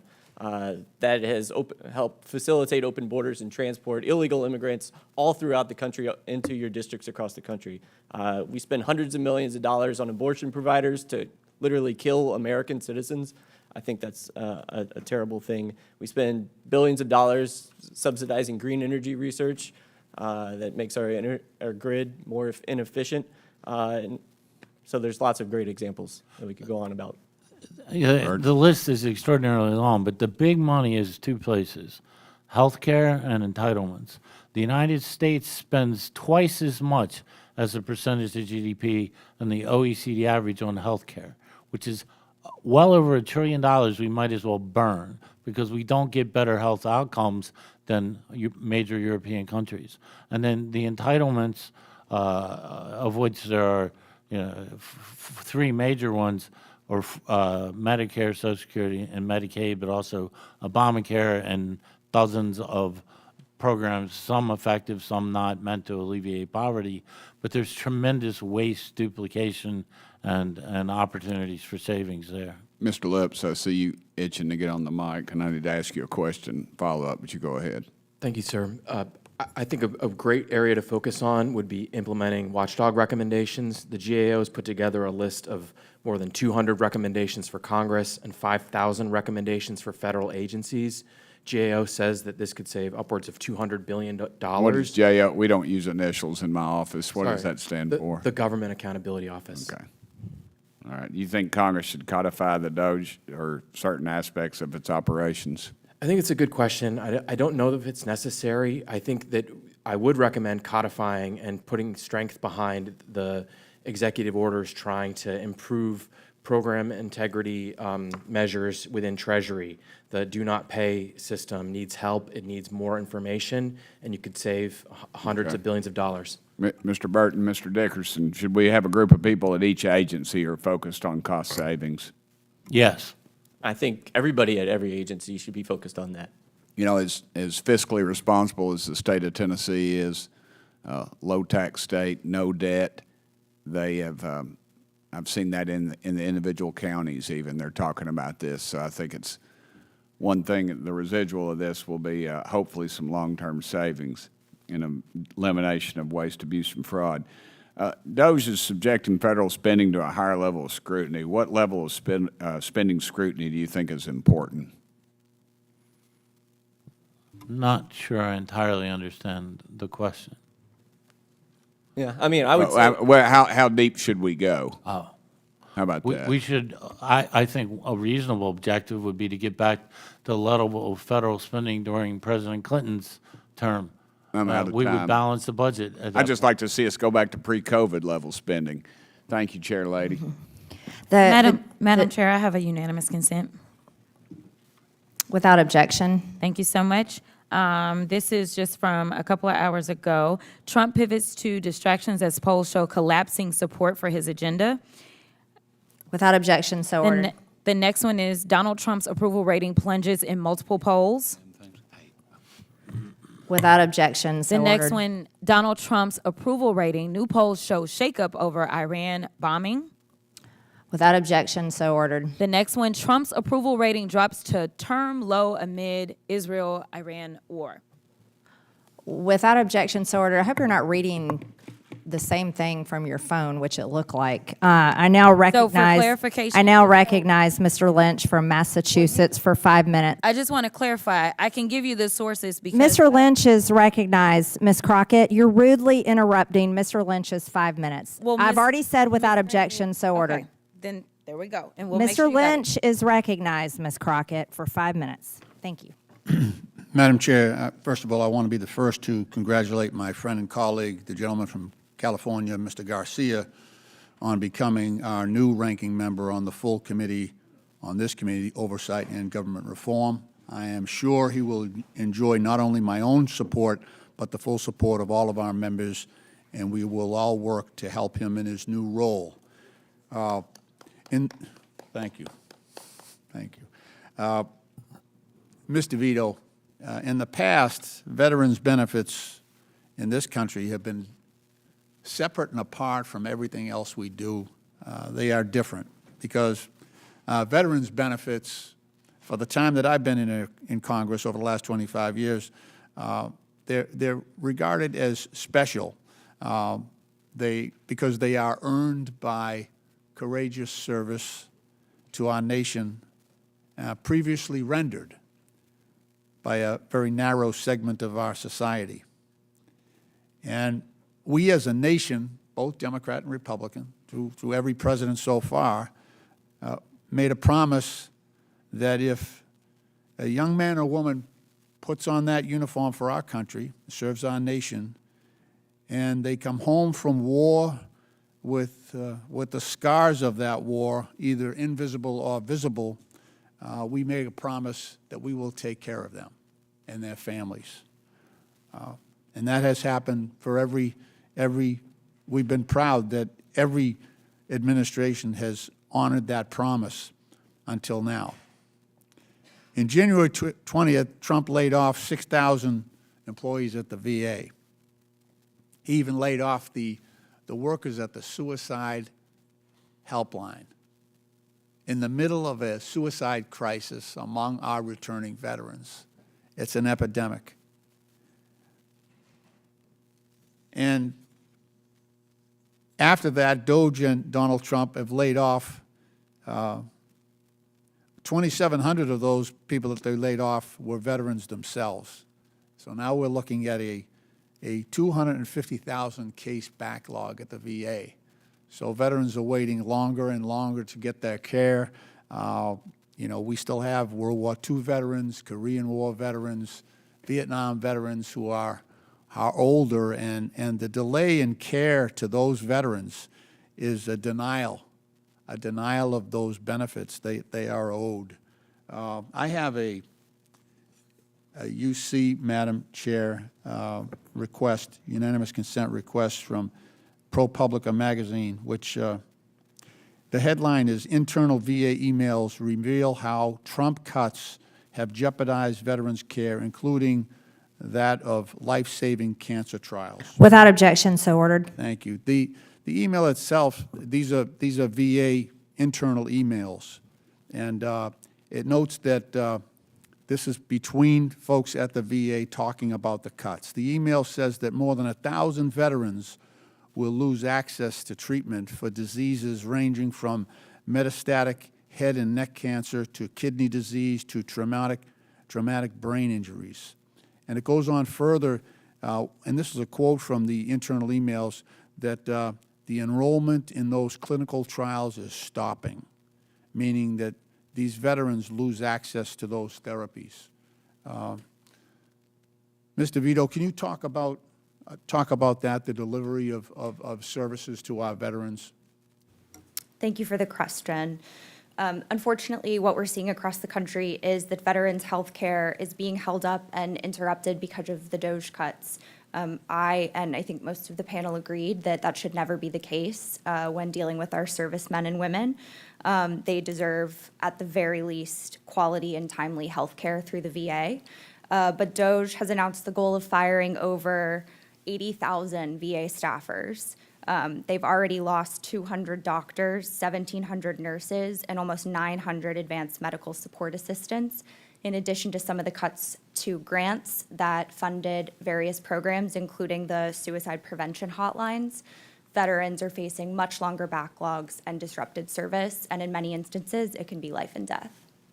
How important is it, so we've got this hotline, and these veterans, in many cases, are isolated. They're isolated from their families, their communities. How important is that suicide hotline? Oh, it's of critical importance. Veterans are a population that are at heightened risk for suicide. So making sure that they have all kinds of resources at their disposal is of the utmost importance. Thank you. Madam Chair, I yield back. The gentleman's time has expired. I now recognize Mr. Jack from Georgia for 5 minutes. Thank you, Madam Chair. And first, I'd like to acknowledge our colleague, Mr. Lynch, for his hard-fought campaign. And I'd like to, at the same time, spend a little bit of my time today working with Mr. Dickerson and Mr. Burton. First, Mr. Dickerson, I want to congratulate you and EPIC for all that you've accomplished. I worked with both Paul and Zoe at the White House in the President's first term, and commend you all for your work. Mr. Burton, if you could, I was reading through your testimony, would love for you just to walk this committee through the history of impoundment and rescissions, I should say. It started, as I understand, in Thomas Jefferson's administration. Would love for you to walk us through the history. The earliest impoundment that I know of was by Thomas Jefferson. The Congress appropriated money to build some gunboats. Peace broke out, and he chose not to build the gunboats. So he, in effect, impounded the money and sent it back to Congress. That's been going on for a very long time. In older appropriations bills, particularly in the 19th century, generally read not to exceed X dollars. So presidents often didn't, because they didn't think you needed to spend that much money. And President Roosevelt impounded money and so did President Nixon. And at that point, there was serious objection by the Congress, and the Impoundment Control Act was enacted, which establishes an expedited procedure for rescissions, but it has very broad prohibitions on impoundment. There are certain reprogramming permitted and things of that sort. Obviously, if as with improper payments, if you can't spend the money, that's fine. The president should do that. So the rescissions process, however, is somewhat cumbersome, as you probably just discovered. It could be streamlined and made better, but nonetheless, that's the general requirement today. And, you know, one thing that stood out to me in your opening testimony and your testimony throughout this hearing is you mentioned the work that Speaker Gingrich and President Clinton undertook. Yes. So in your estimation, is our committee's work an extension of what was successfully done in the 90s to rein in spending? Yes and no. I mean, the effort in the 90s was very broad. The Clinton administration was serious about improving government administration. They resisted some of what the Gingrich Congress wanted to do, but ultimately there were serious, very hard negotiations, and they reached an agreement. President Clinton signed legislation that substantially reduced federal spending. And there was tremendous amount of legislating going on throughout the Congress, not just in one committee, but committee by committee by committee by committee. There was a lot of legislating done, a lot of markups, a lot of investigations, a lot of hearings. It wasn't just one hearing like here. There was systematic throughout the Congress and in government in the executive branch. Thank you. Mr. Dickerson, if we could spend a little bit of time in the remaining time we have left talking about improper payments. The first hearing our chairwoman convened was on the troublesome improper payments we discovered over the last 4 years of the Biden administration. Would love for you to touch on some of the challenges we face with respect to verifying identity, with respect to payments that are going out the door. Would love for you to comment on that. Absolutely. Improper payments is a huge issue. In one program alone, Medicaid, for example, spent $1.1 trillion over the last decade on improper payments. And that is incredibly harmful because it's a waste of taxpayer money, but it's also funds that aren't going to people who are truly vulnerable and truly needy.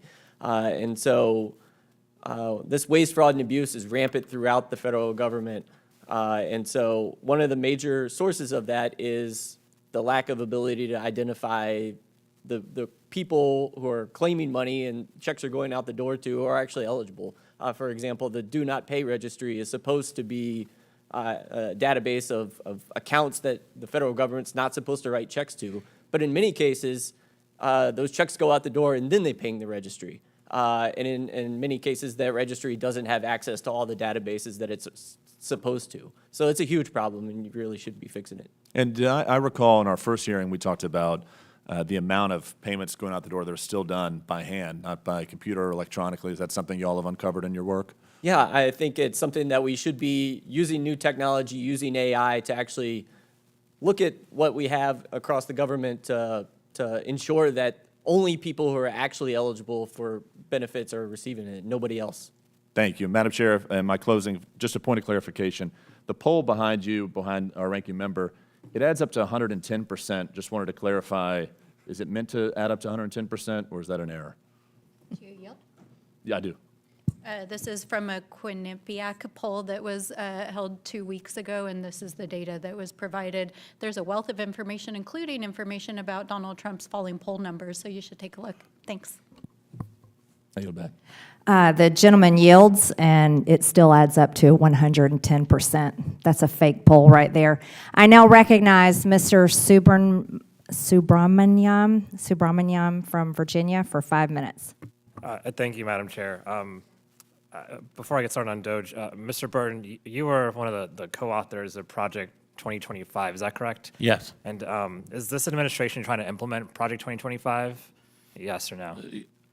In some respects, yes. Okay, because last year we kept hearing about how they wanted nothing to do with Project 2025, and that must have hurt your feelings, I bet. But are you saying that they're trying to implement all parts of Project 2025? I just said in some respects, yes. Okay, thanks. I just wanted to get that away. I'm glad there's someone being honest these days.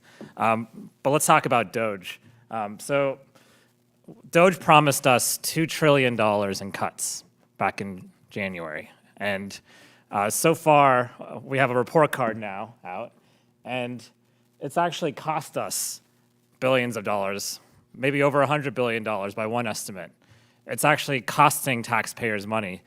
And it seems like, they're cutting a lot of things. How is this possible? Well, the reason it's possible is because they're cutting the very people who are actually there to help get rid of waste, fraud, and abuse. And they're cutting people who do essential research and run really important programs that save taxpayer money long term.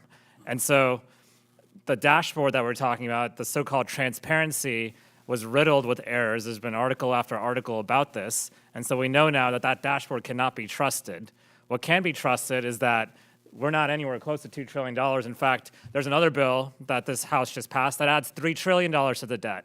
And so even if we did all these cuts, even if you cut every single federal employee in the entire government, you still end up with a situation where you're adding to the debt in this administration because of the $3 trillion in the bill that was passed a couple weeks ago that's being added to our debt.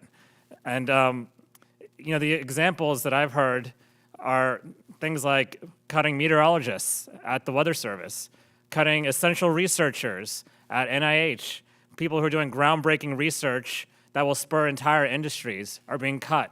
Sometimes the government does research and funds research because the money just isn't there in the private sector. The private sector mandate isn't there. And so that actually, you talk about the internet, for instance, that was a DOD project at one point. And DOD funded ARPANET, which became the internet. And so we'll never know all of the things that we missed out on because of some of these cuts. And I've heard a lot about, we heard earlier about these cuts to veterans' benefits. There's PFAS inspectors, nuclear scientists fired, although they tried to rehire them. There's been a lot of firings where they tried to roll them back. But, I think Ms. DeVito, I just want to know if you were to do this, is DOGE doing what they're trying to do here? And why is DOGE so unsuccessful right now? Why has it been such a failure? Thank you. I believe that DOGE has been a lose-lose. It has failed to find the sizable savings, as you mentioned, and has only made life harder and more expensive for working families. You mentioned a lot of the mistakes. Those don't just cost, there is not just an opportunity cost to lost potential and lost impact from those mistakes, but there is also a cost to correct for them. So rehiring and retraining all of the federal workers. So is DOGE on track to save us money? Is it going to save taxpayers money long term? No. Why is that?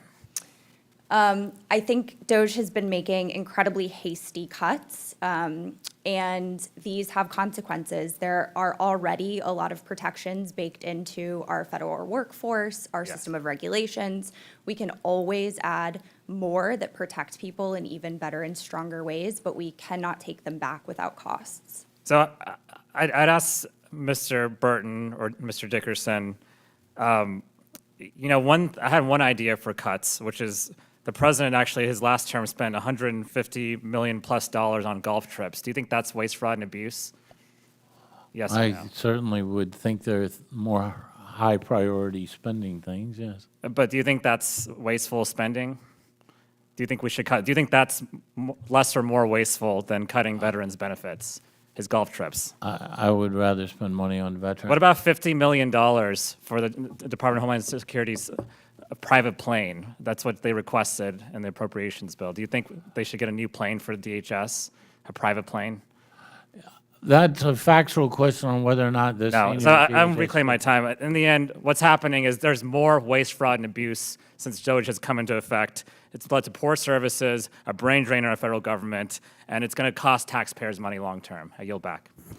The gentleman's time has expired. In closing, I want to thank our witnesses once again for their testimony today. I now yield to Ranking Member Stansbury for closing remarks. All right. Well, that's another DOGE subcommittee in the books. And another morning and a number of hours of our lives that we will never reclaimed, spent here doing more political theater with our friends across the aisle as the president is starting wars in the Middle East. And by the way, news just broke, canceled the classified briefing that had been scheduled for Congress without a rescheduling. He's deploying United States troops against our people here in the homeland. And this Congress, controlled by these folks right over here, is trying to gut your health care, food programs, and steal your public lands while saddling the American people with trillions of dollars in debt to pay for tax breaks for billionaires. This is one of the most unpopular domestic and global policy agendas in modern history.